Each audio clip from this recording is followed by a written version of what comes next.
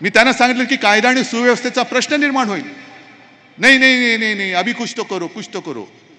मग काही दिवसांनी सगळ्यांचा संयमाचा बांध तुटला आणि लोंढेच्या लोंढे निघाले. तरी देखील ठिकठिकाणी जिथे जिथे त्यांना थांबवता येणं शक्य होतं तिकडे आम्ही थांबवलं.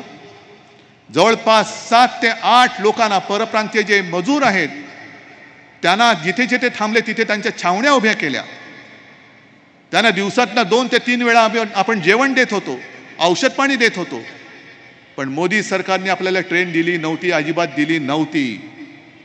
आणि मग उत्तर भारतात जे घडलं होतं, उत्तर प्रदेशमध्ये जे घडलं होतं, मोदी जी आप तो कह रहे कि गंगा माँ ने आपको गोद ले लिया है.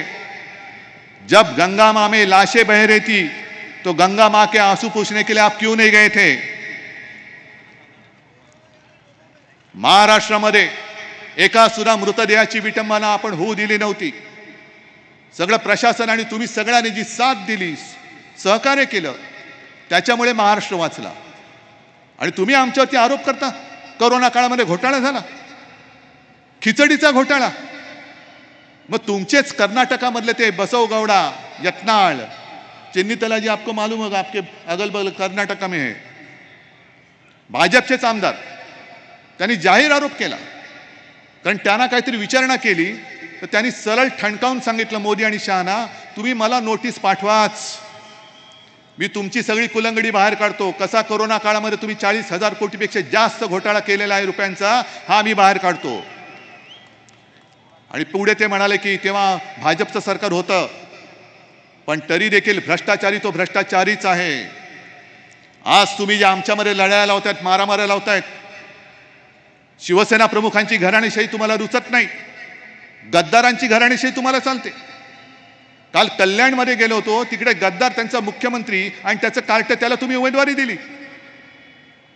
म्हणजे ही सगळी तुमची पालखी वाहणारी, तुमचे तळवे चाटणारे गद्दार तुम्हाला चालतात, त्यांची घराणेशाही चालते, पण शिवसेना प्रमुखांची चालत नाही. ज्या महाराष्ट्रामध्ये प्रमोद महाजन या व्यक्तीने भाजपाची पाळं मुळं रुजवण्यासाठी मेहनत घेतली, प्रमोद महाजन नसते तर शिवसेना भाजपा युती झाली नसती. आणि प्रमोद महाजन जर असते तर नरेंद्र मोदी नाव दिसलं नसतं, प्रमोद महाजन पंतप्रधान झाले असते.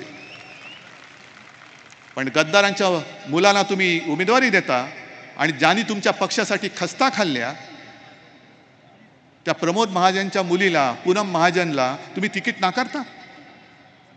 आमच्याकडचे सगळे भ्रष्टाचाराचे आरोप केलेले, ज्यांच्याकडे ईडी, इन्कम टॅक्स, सीबीआयच्या धाडी टाकल्या तुम्ही,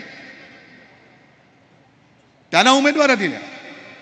मग पूनम महाजनचा गुन्हा काय तुम्ही सांगा ना. जरी तुमच्या पक्षात असली तरी मी तुम्हाला विचारतोय मोदीजी, कारण प्रमोदजी आणि माझे हे भावाभावाचे संबंध होते. पण काही नाही, शेंडा नाही, बुडखा नाही, तुम्ही जगा नाही तर मारा, पण मला पंतप्रधान करा. मग उद्धव ठाकरे त्याच्या मुलासाठी लढतोय, पवारसाहेब त्यांच्या मुलीसाठी लढतायत. अहो मोदीजी, आम्ही लढतोय की नाही जनता ठरवेल काय करायचं ते, पण तुम्ही स्वतः तिसऱ्यांदा बोल्यावरती चढताय, त्याचं काय करायचं, त्याचं काय करायचं. आणि म्हणून मी एक शेवटची एक कविता, जी संपत सरल हे जे कवी आहेत त्यांनी लिहिलेली आहे. संपत जी, आपकी इजाजत लिए बगैर मैं पढ़ रहा हूं. मला काय हक्कभंगाची वगैरे नोटीस पाठवू नका, कारण मी जनतेसाठी तुम्ही लिहिले म्हणून जनतेसाठी हिंदीतली कविता वाचतोय.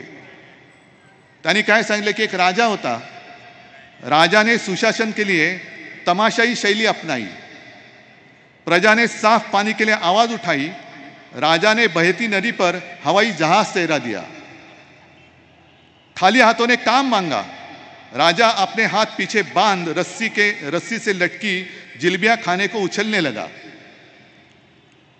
बस्ती में आग लग गई, राजा ने आग लगे गोल चक्कर से आर पार कूदना शुरू किया, प्रजा ने मुद्रा स्थिति